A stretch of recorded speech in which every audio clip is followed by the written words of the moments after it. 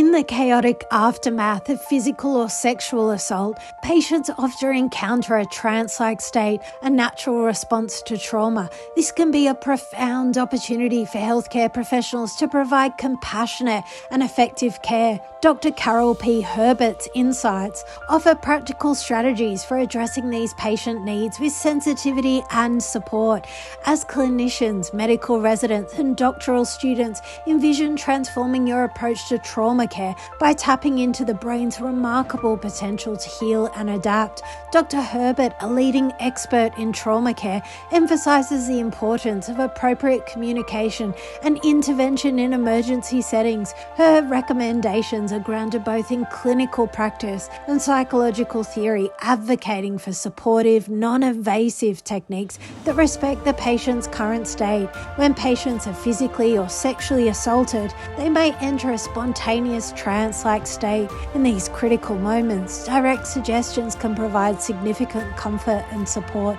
Dr. Herbert's approach focuses on using compassionate language and non-invasive techniques to aid their recovery and ensure their safety.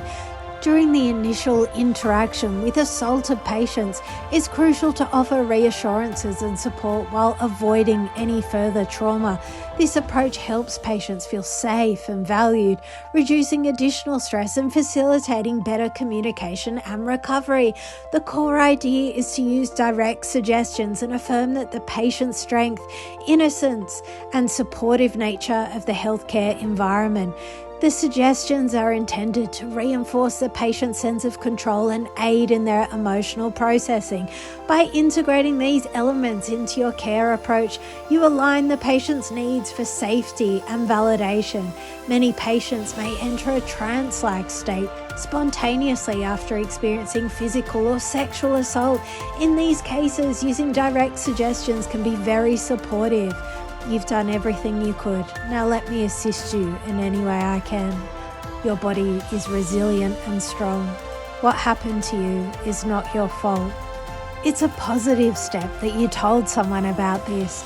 Over the next few days, you might remember more details about what happened or even dream about the experience.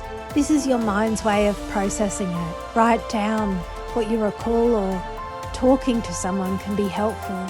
As a medical professional, you should be cautious not to give any unintentional suggestions about the identity of the assailant due to current legal considerations. Formal hypnosis induction is not advised in emergency settings. However, encouraging progressive muscle relaxation during physical examinations or procedures, such as venipuncture, is acceptable. Avoid any physical contact without explicit consent. Be mindful of the patient's potential for disassociation or regression, especially if the touch resembles past trauma. Use calming and supportive language to maintain a safe environment.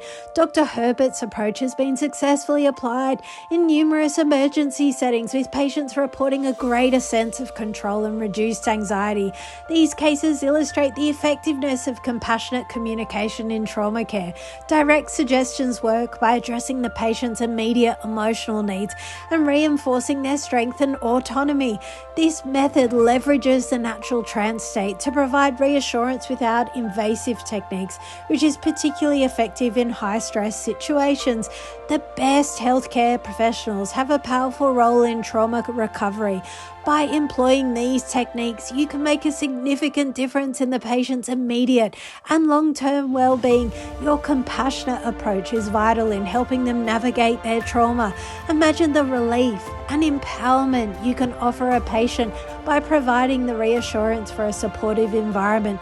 By integrating these techniques, you help pave the way for their recovery and reinforce their strength in the face of trauma.